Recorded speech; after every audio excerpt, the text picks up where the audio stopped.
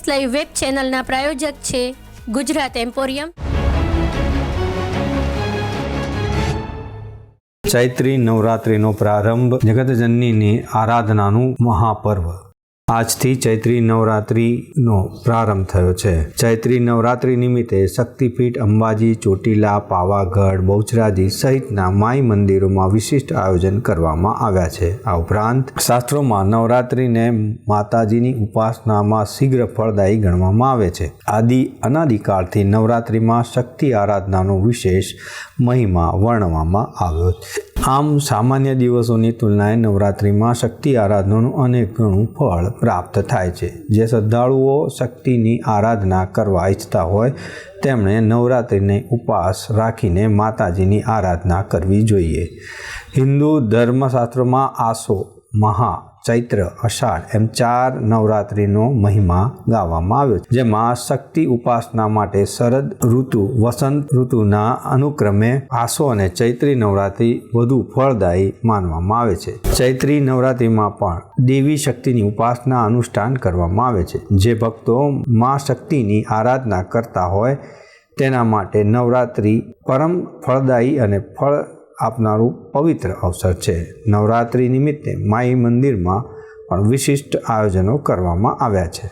આગામી 16 એપ્રિલને મંગળવારે મંદિરમાં આઠમનો હવન પણ આયોજન કરવામાં આવ્યું છે। બ્રહ્મ પુરાણ અનુસાર ચૈત્ર સુદ એકમના પાવન દિવસે બ્રહ્માજીએ સૃષ્ટિ રચનાનો પ્રારંભ કર્યો છે। આ બાબતનો ઉલ્લેખ અર્થવેગ શતપથ બ્રાહ્મણના ગ્રંથમાં પણ જોવા મળે છે।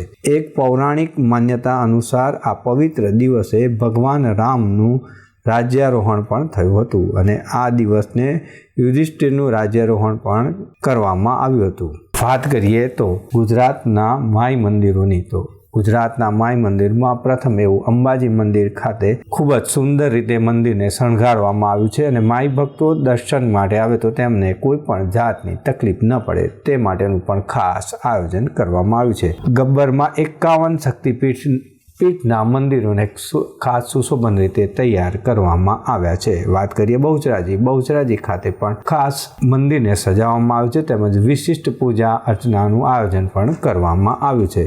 અહીંયા ચૈત્રી નવરાત્રિ નિમિત્તે લોકો પદયાત્રા દ્વારા માના દર્શને આવતા હોય છે એટલે અહીંયા ખાસ વિશેષ આયોજન બહુચરાજીએ કરવામાં આવ્યું છે। પાવાગઢની વાત કરીએ તો મહાકાલીનું મંદિર અને તેમાં પણ જીર્ણોદ્ધાર બાદ આ મંદિર ખૂબ જ આહલાદક લાગતું આવ્યું છે। આ મંદિરની વિશેષતાઓ અને મંદિરને ખાસ માઈ ભક્તો માટે સજાવવામાં આવ્યું છે। આ ઉપરાંત અહીંયા મંદિરમાં દર્શન કરવા માટેના પણ ખાસ આયોજનો કરવામાં આવ્યા છે જેથી દર્શને આવતા માઈ ભક્તોને કોઈ પણ જાતની તકલીફ ન પડે। મંદિરને અલગ રીતે સુશોભન કરવામાં આવ્યું છે। તેવી જ રીતે ચોટીલામાં પણ માઈ ભક્તોના દર્શન માટેના વિશેષ આયોજન તેમજ અહીંયા પૂજા અર્ચનાનું આયોજન કરવામાં આવ્યું છે। અમદાવાદની વાત કરીએ તો અમદાવાદના નગર દેવી એવા ભદ્રકાળી મંદિરમાં ગઈકાલથી જ ખાસ મા ભદ્રકાળીને વિશેષ પૂજા અર્ચના તેમજ વિશેષ શણગારોથી સજ્જ કરવામાં આમાંની શરૂઆત કરવામાં આવી છે। આજે પણ અહીંયા ઘટ સ્થાપન તેમજ માના પર્વની આરાધના કરવામાં આવશે। તો દર્શક મિત્રો, આમ ચૈત્રી નવરાત્રિ એટલે કે મા અંબા, મા જગદંબાની આરાધનાનું આ મહાપર્વ છે જેમાં સૌ માઈ ભક્તો આરાધના કરી પોતાની શક્તિ અને ભક્તિ મુજબ માની આરાધના કરતા હોય છે। દર્શક મિત્રો, આ હતા અત્યાર સુધીના સમાચારની ખાસ ગતિવિધિ માટે આપ નિહાળતા રહો એસ લાઈવ ન્યૂઝ બુલેટિન। નમસ્કાર।